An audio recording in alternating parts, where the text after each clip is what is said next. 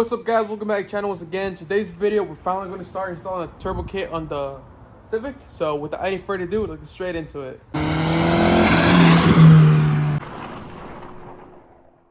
Alright guys, so this engine is going to look a little bit different just because I haven't finished installing it. I had to replace the engine because the other one was knocking, but yours is going to look somewhat similar to this. Just obviously with more parts on here. I already have some stuff removed, but first things first is you're going to want to remove the headers that you have, and you're gonna have to get down here. If you plan on deleting the AC, you don't have to do this part, but if you want to keep your AC, you're gonna have to notch the block for the turbo to be able to fit. So I'll show you guys a little close-up of how that looks right now, and then you can finally be able to actually get access. Second step is going to be getting an oil return bung welded on to your oil pan. So take your oil pan and take it to somebody to get it welded, or I'll have a link down in the description of some screw-on ones that you can do. You just drill it, you have a nut on the backside to tighten it up, and it clamps it and it won't leak. So that's step number one. Here's a close-up of the block. This is all the material that I had to remove. So right about here where the white star is kind of downwards, so you have to remove quite a bit of material. It took me a few hours just with a grinder and an aluminum flap wheel and aluminum cutting wheel as well. So quite a bit of material taken off of there, then some more off of the turbo, especially in this bolt right here. They used to be like that, now they're down to that much. So these would kept on hitting. So let me go ahead and put this on here and show you guys how everything lines up. All right, so you can see I took quite a bit of material off. You can't even see the white A part no more, and it's still super close right there. On the back here, it's really tight as well. Going down it and on the back, you see really close still.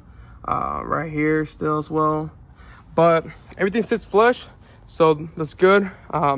Really tight, but it'll work. I don't really want to remove any more material, so we're gonna leave it just the way it is. All right, so the second part is I'm gonna get the manifold and the turbo ready.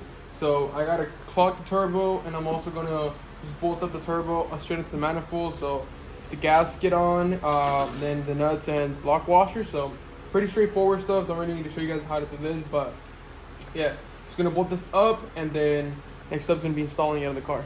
Another quick thing is I would recommend adding your oil feed fitting, your oil drain fitting, while the turbo's still out of the car. Now once you put it on, it'll be a little harder once on the car. So another quick thing is I have this line laying around. There's actually another one that came in the kit. I'll be using this one instead. You can still get away with the one that's sending the kit. It's just the one in the kit is a straight fitting, so this one kind of has a little more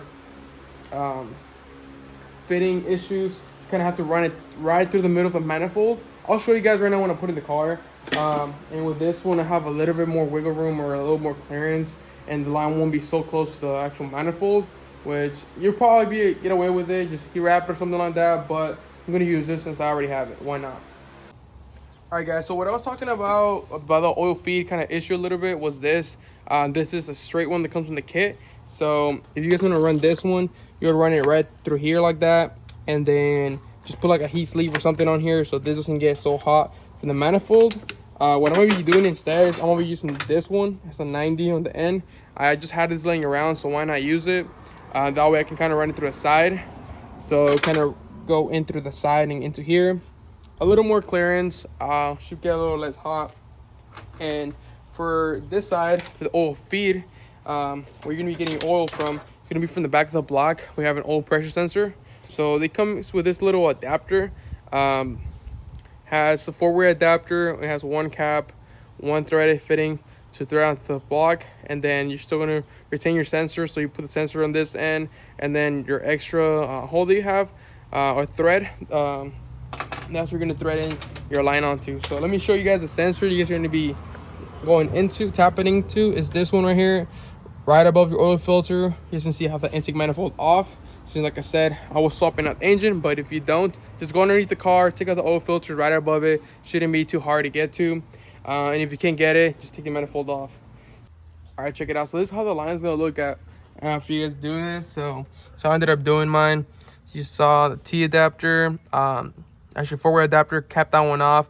I got the oil feed here, and I put the sensor right here. So it's good to go. In hindsight, I could have probably run the line up, and but this will work. Have that line running around that way, and like I said, it's gonna go on the side. It's on there, not bolted down or anything yet. It's just kind of for mock-up purposes. So right now that I've got all this kind of worked out good, now I'm actually gonna go ahead and tighten all this up. And like I said, we can move on to the next part. All right, guys, so I got the intake manifold back on the car. And right now what we're gonna do is install a fuel pressure regulator. So the kit does come with this fuel pressure regulator, which is the one we're installing. So pretty much all you gotta do is just take off your stock one. This is a stock one.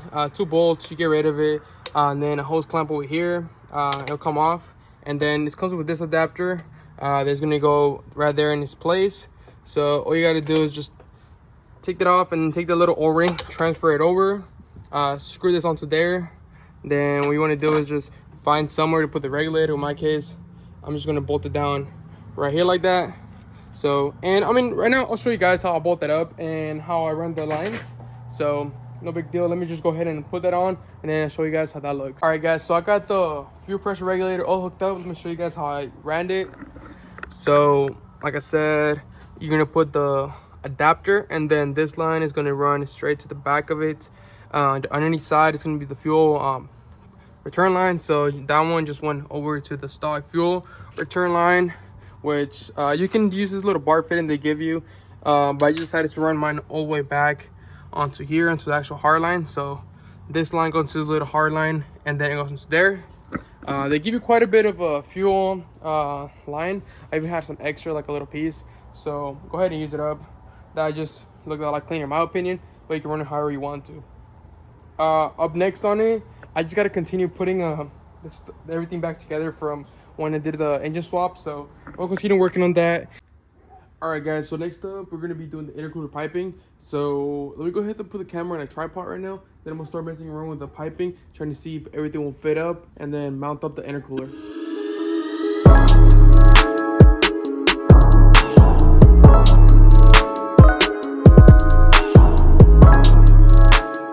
All right, so real quick, I decided to put the bumper back on the car, just kind of test fit it, and then I did all the cutting on the bumper that I needed. So I had to remove this whole center piece right here, pretty much all like little slots and whatnot, and also the fog lights. We would fit it. So I might put some fog lights back onto the car later on, maybe just like the lenses themselves, just so it looks like it has a fog light. But I don't think they're gonna work. I can't really fit the whole assembly in there no more since it hit. So. And then I'm probably going to add a mesh on here as well. So kind of to protect the intercooler and kind of give it a little more stout look. But not sure yet. This bumper needs quite a bit of work. As you can see, it's got a big dent right there. So if I can fix that dent, I'll do all the work to the bumper. If not, I'll probably just get another bumper and then do that to that bumper. So don't want to put too much time into it right now. But yeah, I just wanted to show you guys how much cutting you guys had to do. But let me go back to it, and now I'm actually going to mount the intercooler, try to clean up some more stuff, and then I'll show you guys the next step. All right, so we ran into an issue with the intake air temperature sensor. So you guys know the intake air temperature sensor just goes with the little grommet shoved into the intake pipe. So obviously that's not really that good for boost, especially high boost or anything like that. But we don't have anything else to use at this time, so I just had to get a smaller grommet, shoved it in there, like really tight fit, put the sensor in there, and I super glued everything together. I know it's not the best way to do it, but it'll work for now just to get the car on and running. But I will be ordering, I believe instead of a B20 intake air temperature sensor, is a threaded version, and I just need to get a bung to weld onto the charge pipe. So I'll have all the stuff down in the link, like links for the everything you need to buy in the description. But for now, this is what we're gonna do, and it should work. And another thing, guys, if you guys have this far into the video and you guys have not liked the video already, go ahead and definitely do it. This is like day 2 of me installing it / almost having a heat stroke. I literally had to get this tent because it was so freaking hot outside. So definitely go ahead and like the video if you guys haven't already. But yeah, I'm gonna put the charge pipe back on. I also got the blow-off valve on it. Super simple. The blow-off valve is just 2 bolts, and obviously, you know, your gasket in between that comes with that kit. So I'll put this back together. Right now almost everything is done. We're really close to turning it on, so let me go ahead and clean up things a little bit more, show you guys what's next, and then hopefully we can get it turned on right now in a few. All right, so next issue we ran into was actually the downpipe. The downpipe does not actually fit. This part's a little too far out this way, and it hits the AC compressor down there. So if you're not going to run your AC, you're probably fine. It can run this. but in my case, I want to use the AC. So what I'm thinking about doing is just cutting it off right here and then welding this part onto here. So I'm gonna go ahead and cut this up and then just see how much I gotta cut, and then weld it back up. We should be good to go. So we can go ahead and turn this on. All right, guys. So it's actually a full ass new day. Yesterday I was working in the downpipe, and it's actually quite a bit of work if you're trying to get downpipe to work with your AC system. So if you're trying to keep your AC, highly recommend just take it to somebody, have them make a downpipe. Yesterday I had to quit it early too because I cut 2 fingers, and it's just still like it's a pretty big cut. So kind of hard to work with them right now, but yeah, finally got the downpipe kind of done. So I'm gonna go ahead and put it on her now and then make a generic dump tube so I can get this thing out in the street. I did order a boost gauge and wideband sensor kit, so I'm gonna go ahead and install that too while I'm at it, so we can kind of just see what the car is doing when we take it out for a drive. All right, guys, so we're pretty much all done with the car for now. I still need to add a boost controller, which I haven't done yet, but the car turns on and it drives. Also needs to tune. So like I said, the downpipe need a lot of modifications done to it. I kind of just welded it downwards, and after that I took it to a muffler shop and they kind of finished off the piece. But everything here is pretty much done. Everything's hooked up, the car runs and everything. Kind of idles a little funky, but it's fine for now. Like I said, still need to clean some stuff up, but let me go ahead, turn it on, and take you guys for a drive.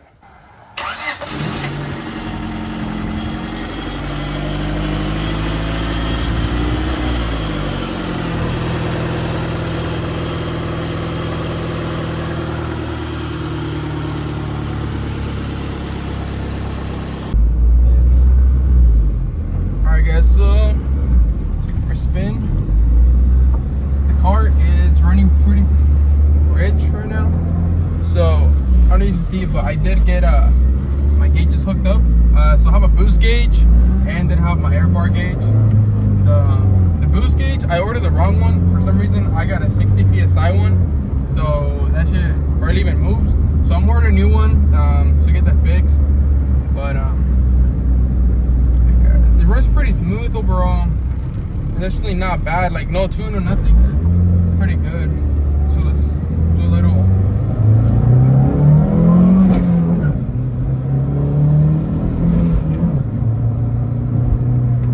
So there's no tune, no nothing. So it's pretty cool. The AC still works. So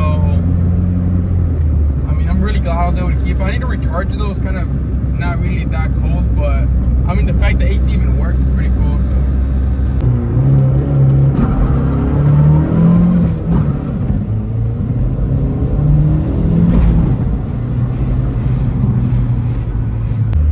I'll do another little mini pour here. Down a second.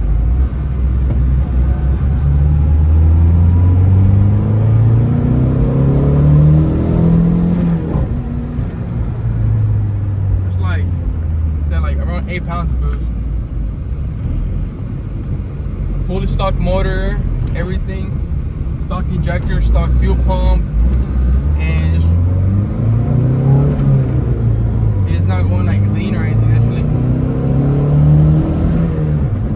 staying pretty good. So.